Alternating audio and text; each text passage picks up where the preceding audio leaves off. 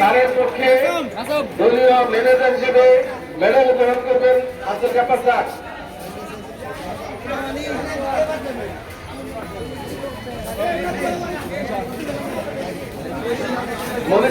Monitor ছিলেন manager, মনিটরের পক্ষে গাফফার স্যারকে মেডেল দেওয়ার জন্য অনুরোধ করছি।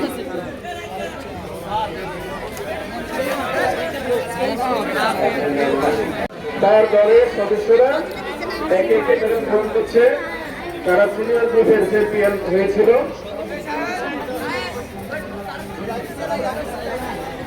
আমি প্রস্তুত থাকার জন্য আহ্বান করছি সিনিয়র গ্রুপের রানার আপ দলের অর্থাৎ দশম শ্রেণীর অধিনায়ক এবং দলীয় ম্যানেজারকে রানার আপ ট্রফি গ্রহণের জন্য আহ্বান করছি।